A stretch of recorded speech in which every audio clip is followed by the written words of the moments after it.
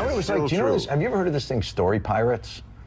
It's this like group of really good improv comedians, and they take kids' stories and they turn them into these really entertaining, you know, with music and like Rumpelstiltskin or no, real stories that kids have written them about certain items, and then they perform them. And I'm telling you, man, I remember standing up in front of the kids and going, "No, I will not get down. I want to see."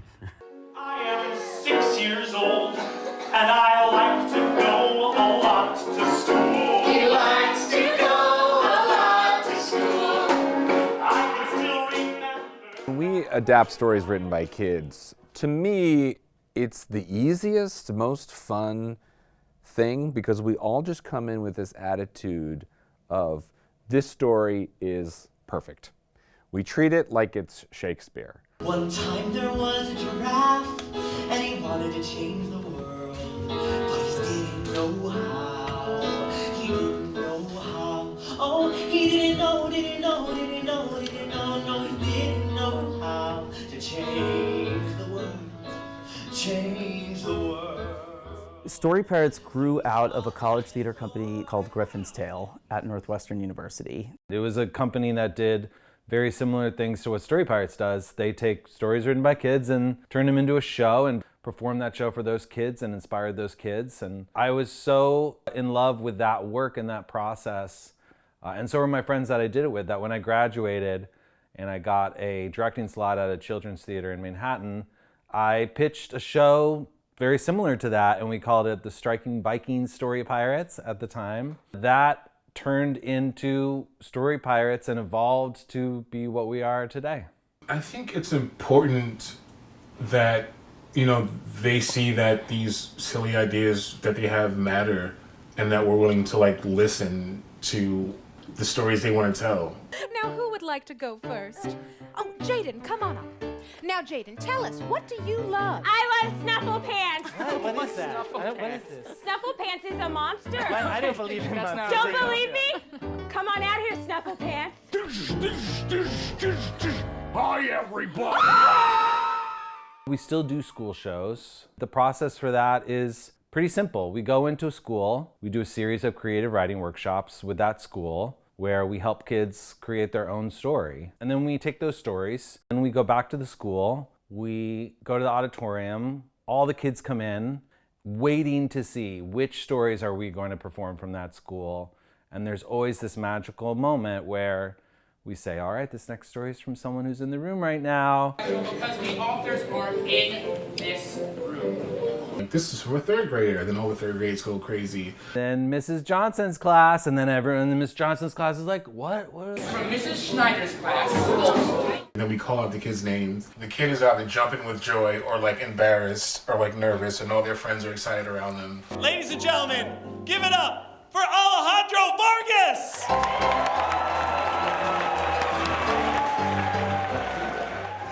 And it's this amazing experience for everybody. We've even found out that when Story Pirates are coming to a school, attendance goes up, and kids like don't like missing out on those days. The fact that we are taking it seriously, you know, and that we celebrate it, the fact that it's fun is the thing that makes it stick. We've been going to schools from the beginning, and we will never stop. That's one of the most important things that we do.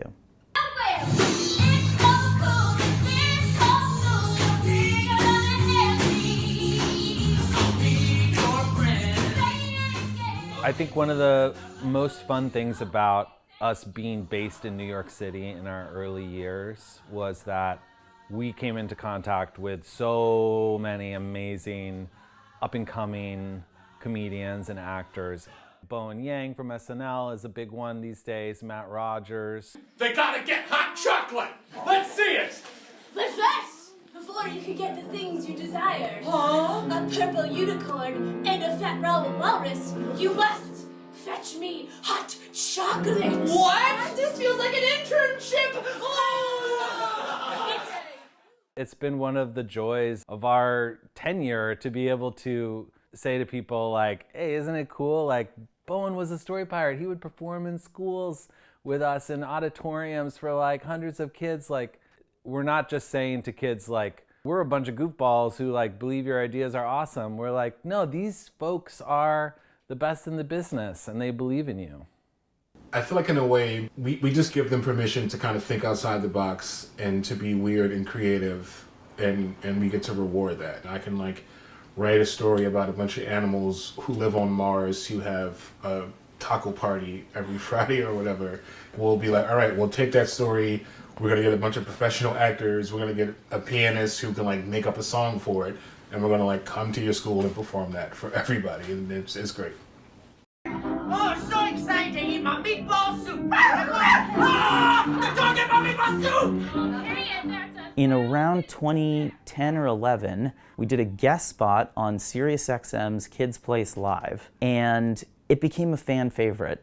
So we had this great experience for a few years doing audio. That put us in the position to be in the right time, at the right place, when kids' podcasts first started happening. And when the pandemic came around, it hit even bigger because everyone was at home and parents were looking for ways to engage their kids that wasn't just mindless screen time. And it's based on the same format. Kids in our audience write in original stories from their imaginations. It can be anywhere from a few words to 20 pages, single-spaced and typed.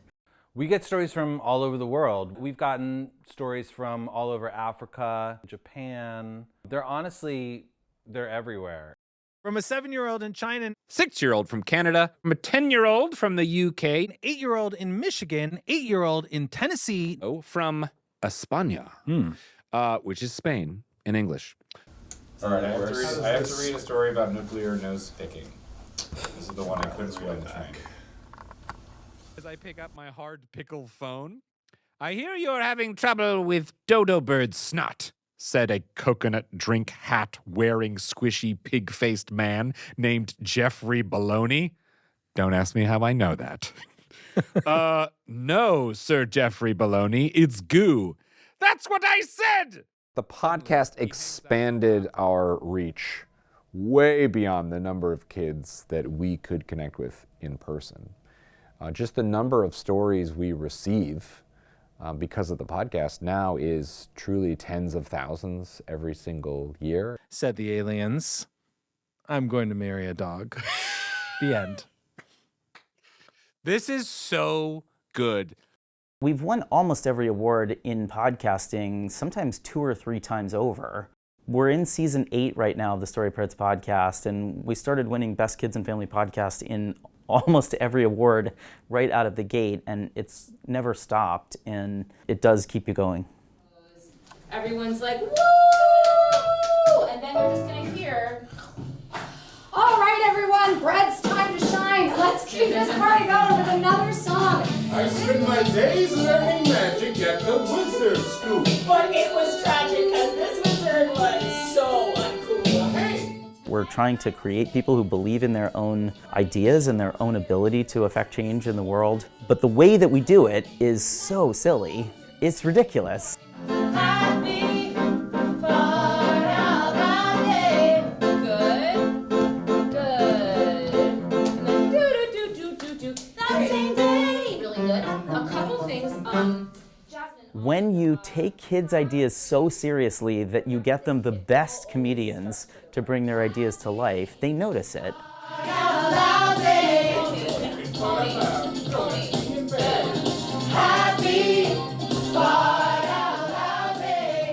Play has a place in all of our lives. It's how we explore ourselves. It's how we explore our environment. It's how we relate to other people. It's how we discover things that we didn't know were possible.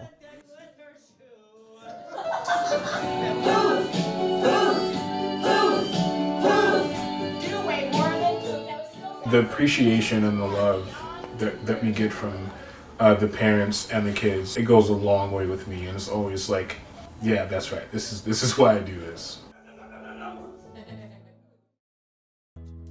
Then he saw a dinosaur. Hi, hello. He said we should change this world. The dinosaur didn't know how. Oh wow, that is a stumper. I just don't know. Oh, he didn't know. The dinosaur didn't know how to change the world. But you know, I would like to come with you to see how this works.